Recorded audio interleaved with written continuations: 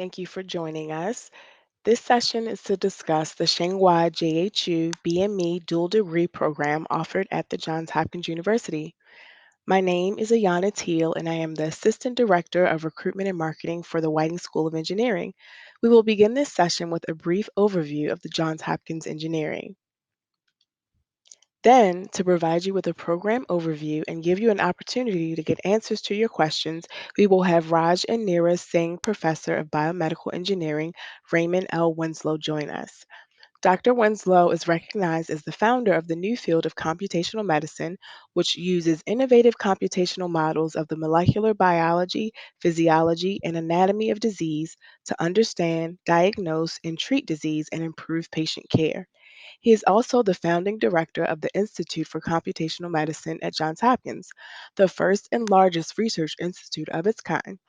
Winslow leads a collaborative team of engineers, mathematicians, computational scientists, and biomedical researchers from the Johns Hopkins Schools of Medicine and Engineering. Today, we will discuss engineering at Hopkins, provide an overview of the Shanghai dual program, discuss the admissions process, including some important dates, specific research areas, graduate student life, and finally, a live question and answer. Johns Hopkins University was the nation's first research university, founded for the express purpose of putting discovery and knowledge to work for the good of humanity. Today, we are a top tier university and remain committed to academic excellence in pioneering research. For the past 38 years, Hopkins has led the U.S. higher education in research and development, spending a record $2.43 billion in fiscal year 2016, and that amount increases every year. The Whiting School of Engineering is home to 11 graduate programs and more than 25 research centers and institutes. Because our research is interdisciplinary, our faculty work closely with the 8 other divisions, including the School of Medicine, the Applied Physics Laboratory, and the Bloomberg School of Public Health. Our expertise includes medicine and engineering, defense, information engineering, and resilient systems. It is the mission of the Whiting School to provide its students with an outstanding engineering education that is innovative, rigorous, and relevant, and prepares its graduates to be 21st century leaders. Some of the career resources available to our students include the Life Design Lab, where there are counselors specifically dedicated to graduate students, employer and alumni networking events, and resources for entrepreneurship. Now I will hand it over to Dr. Winslow, who will detail the program a bit more. Dr. Winslow? Hello, everybody. I'm going to talk about the Tsinghua-JHU dual degree program. It's a relatively new program. We've been underway for a bit over a year. We've brought in our first class admitted through JHU and admitted through Tsinghua. They're here now doing coursework, and in May they'll be returning to Tsinghua. We are one of the oldest departments, one of the first departments of biomedical engineering in the country. We're the top ranked department in the world, both at the undergraduate and graduate level. And we love to say that we are engineering the future of medicine. That's our goal in this department. We're a large faculty of about 67, nearly 500 undergraduates, currently about 130 master's students, and we have a very large PhD program that's well over 200. And although the number here is 27 postdocs, I consider it to be higher than that. Our faculty have collaborators all over the country, all over the world. And one of the most important aspects of Johns Hopkins University that you need to know about is internal collaboration is seamless here. While the master's program is based in the School of Engineering, and while the medicine campus is about 3 miles away in downtown Baltimore, that is absolutely no barrier to interacting with clinicians and researchers in medicine. It is seamless here at Hopkins. It's one of the properties of Hopkins that makes it a special place. Why did we launch a dual degree program? Tsinghua University is an outstanding university in Beijing. It's got one of the best electrical and computer engineering departments in the world. It has a fantastic department of biomedical engineering. We have trained many incredible students from Tsinghua University, and we share a view that the future is engineering, making medicine an engineering discipline. And so that's our goal of the department. It's a goal of our program to train you in how to be a leader in biomedical research and biomedical translation in the future. And we want to do that hand in hand with Tsinghua University. We have a history of collaborating with Tsinghua. There was a joint center for biomedical engineering research that was established in 2008 and has been active since then. And we've worked hard with our Tsinghua colleagues to establish this dual degree program, and they really support it. The Tsinghua faculty and Tsinghua University consider this to be a very high priority program.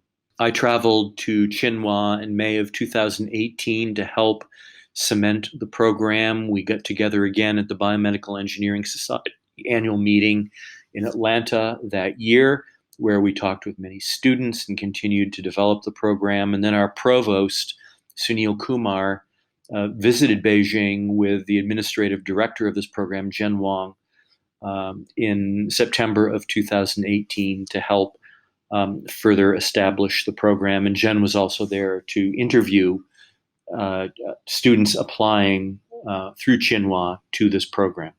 So let's get down to the details of the program. It's a 2-year master's program. And in the first year, all students do their training at Johns Hopkins University. These students will be those who apply to this program through the Johns Hopkins application process, and those students who apply to this program through Tsinghua. So we review and accept students who apply in each of these ways. That is to say, if you're a student here in this country, a national or an international student training in this country, you can apply to Johns Hopkins University this dual degree program through the Johns Hopkins application system. And if you're a student at Tsinghua University, you can apply to this program through their system.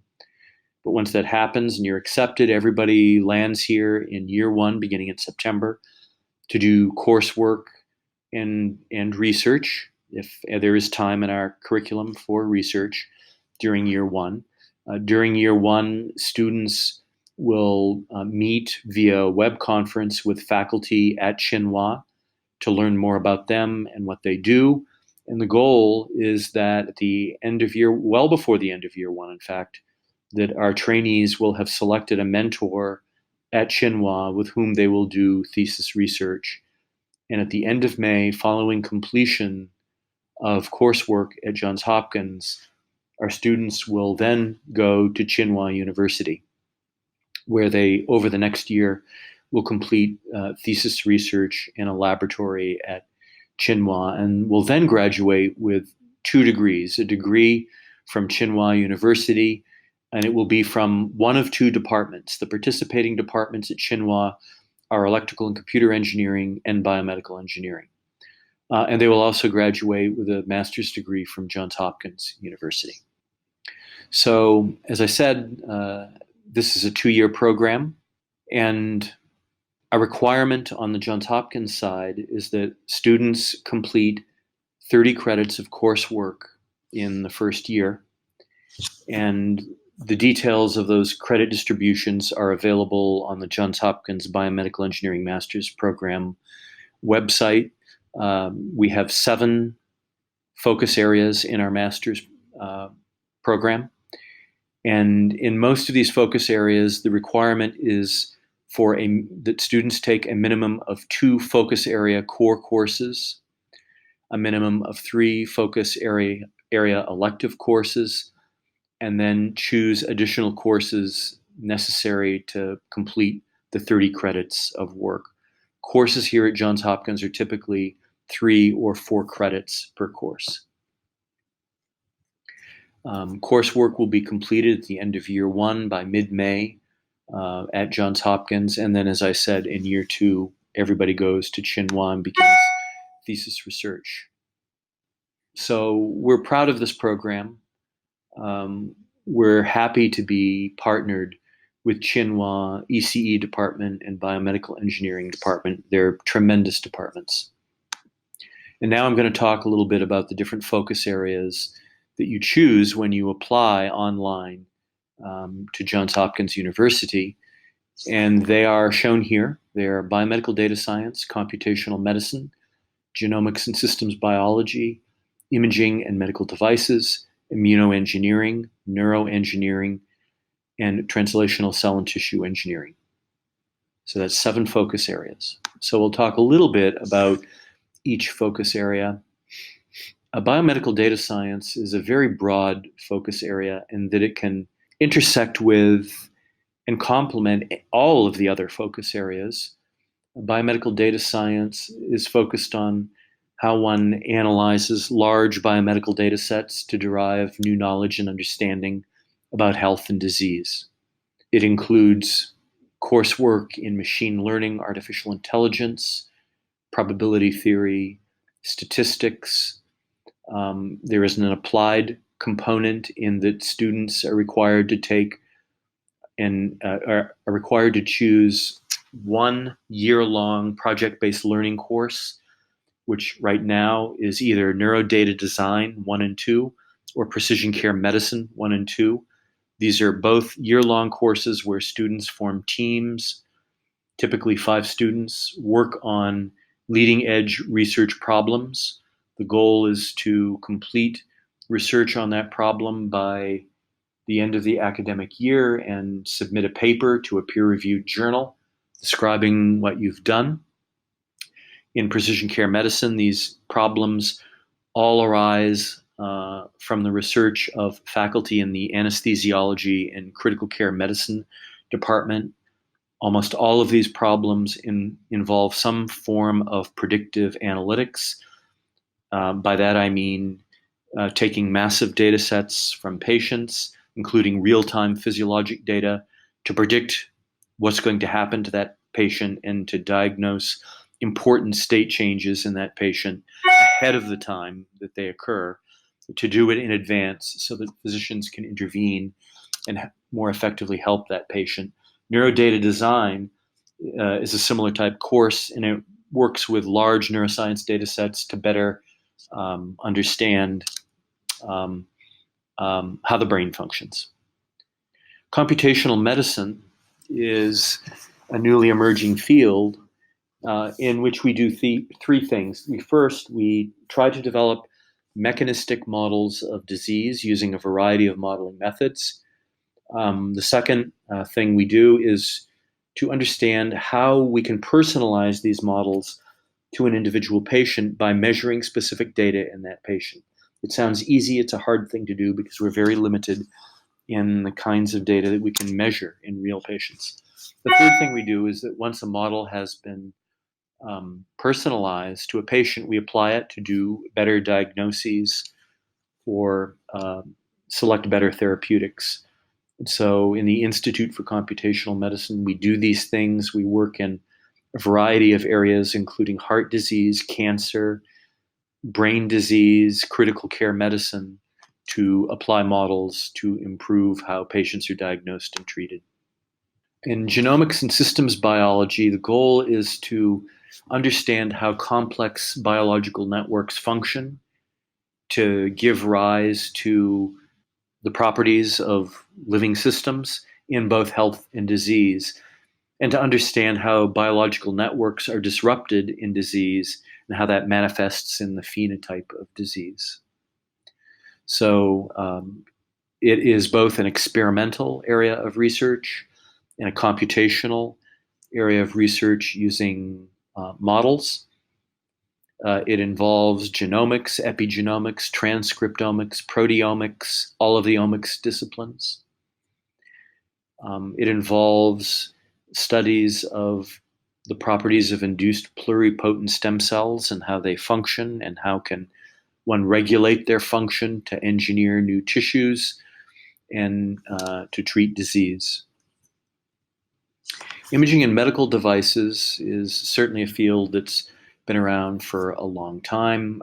Here at Hopkins, It involves both imaging data science and imaging hardware, the design of new hardware. So some of our faculty work on the design of new types of imaging systems, optical imaging, ultrasound, MR, CT imaging systems.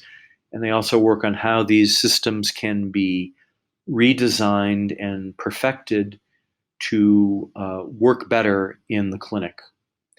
On the data side, major area of investigation here is computational anatomy, the study of anatomic shape and its variations as assessed through medical imaging systems, and how to use shape and its variation to better diagnose and treat disease. Immunoengineering is a focus area in which you learn about the immune system, its properties, and how the immune system can be harnessed and re-engineered to help treat disease and to engineer tissues and to promote tissue regeneration and healing to deal with diseases. We have an emerging group working in this area with new faculty, and it sees many applications in platforms and therapies to treat cancer. Neuroengineering is a very large field at Hopkins. There are probably over 400 neuroscience investigators at Johns Hopkins University overall. Neuroengineering is a discipline that seeks to understand how to modulate the nervous system, the central, peripheral, and autonomic nervous system, to better treat neurologic disorders. It seeks to understand the basis of neurologic disease, the fundamental properties of disease. It seeks to understand how to regulate and modify neural networks to enhance function and to treat disease, and how to develop new technologies that help diagnose, rehabilitate, and repair and regenerate tissue in disease. Translational cell and tissue engineering is a focus area that's been represented at Hopkins BME for a very long time. It is addressing three big areas of tissue engineering. The first is how to use stem cells to treat disease.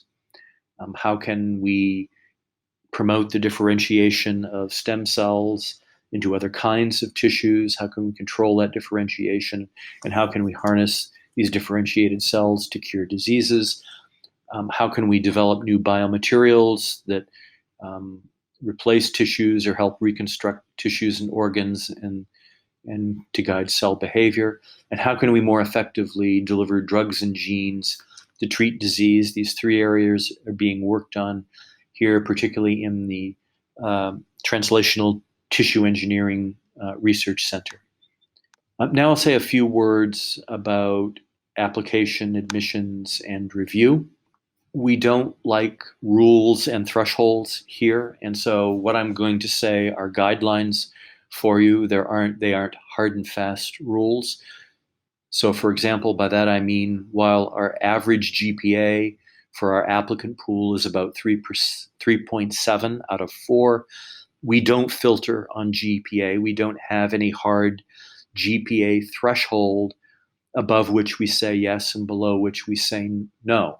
It's just one thing that we consider, and I'm giving you the average GPA in our applicant pool. Similarly, I'm telling you the average GRE score in our applicant pool. In the verbal, it's 150. In the quantitative, it's 167. And in the TOEFL, it's 100 or over 100 is typical of our applicants. The most important thing I have to say is that most of our coursework has a high mathematical and engineering content.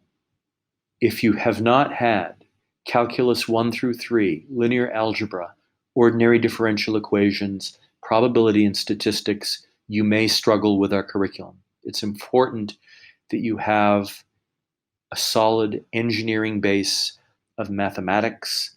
By engineering base, I mean the math courses that one typically is trained in as an engineer, or that one typically would take as a physics major. If you're a biology or chemistry major, you may be lacking in these courses. And that may mean that you will struggle in our curriculum. And so we look at that. If you're coming from a non-engineering background, we pay attention to your math background and we need to see evidence that you have an adequate math background to handle our curriculum. That's the most important message I have for you from this slide. So our application deadline is December 31st.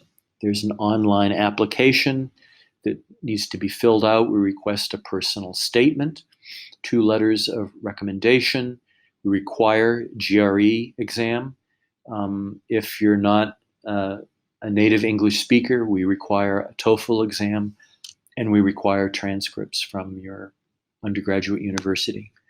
So unfortunately, Jen Wong couldn't be here today, and she has traveled and spent far more time at Tsinghua than I have. I have been to Tsinghua, and I have toured the campus, and it's a magnificent campus. It's a centralized campus. Everything is in one place. The living facilities, the dining halls, the classrooms, they're all at one location. It's a large university with, you can see the numbers here, almost 16,000 undergraduates, almost 20,000 master's students, over 13,000 PhD students, with many of them being international. And one reason the leadership of Tsinghua University was so committed and so interested in launching this program is that Tsinghua University is striving to become a university with international impact. And that's why you see these numbers of international students here. Tsinghua, as I've mentioned, has a biomedical engineering department. It was established in 1979. That is, the program was established in 1979. It became a department in 2001, and it's one of the best in China, with 31 primary faculty and 15 adjunct faculty, with many of our focus areas represented in terms of their own research. And you can see that better on our website for the Tsinghua program, where we list, where we provide a mapping between Tsinghua faculty and our various research areas. The electronic engineering department at Tsinghua University is a world-class department. It's got over 2,000 undergraduates and 120 faculty. It's one of the top ECE departments in the world. It's a very famous department, exceptionally strong department with many opportunities. I've seen their facilities, and it's an absolutely leading-edge ECE department. Campus is lovely. We don't need to dwell on that. Here at Hopkins, the student experience is that we have many graduate student organizations, depending on your interests, depending on your lifestyle and hobbies. There are many organizations that you can join to learn more about those things and do more of those things. A remarkable aspect of Baltimore is that it has a very small town feel to it. And if one starts driving out of the city, it doesn't take very long, maybe 15 minutes, until you're in the country. So if you like the city, you've got Baltimore. If you like cities, we've got Washington, D.C. and Philadelphia, and New York City and Boston, the whole eastern seaboard, connected by Amtrak, readily available. And if you like the country, it's not a far drive from downtown, and you're in the country on Chesapeake Bay or in the mountains. If you like hiking, kayaking, I love those things. I do a lot of hiking and kayaking. It's a great place for that kind of thing. Baltimore is also a very foodie city, an incredibly foodie city, and it's well known for its art scene. My daughter went to the Maryland Institute College of Art here in Baltimore and now works at Under Armour. And so Baltimore is a place that is known for its very busy art scene. And of course, sports teams. But the thing that I really care about is the many, many, many very nice and extremely varied restaurants. I'm a foodie. I like food. I therefore like Baltimore. Our alumni are widely distributed in both academia and industry. The lists are here. We have faculty at top tier universities around the country. and we place our graduates at what I would call top tier industries around the country. There are many of them. We've been very successful in placing our graduates into both large, medium, and small technology companies, biomedical technology companies, including pharmas. So that's my overview. I'm delighted to take questions. That is the end of the formal presentation. As Dr. Winslow has mentioned, I did receive a question via email earlier that I will read aloud. And that question is, will I still receive a Johns Hopkins University degree at the end of this program? Sorry if I missed the slide. Yes, you do receive both a Johns Hopkins University degree and a Tsinghua degree at the end of this dual program. Ray, did you have anything else that you wanted to add? Well, my email address is rwinslow, that's RWINSLOW, at jhu.edu.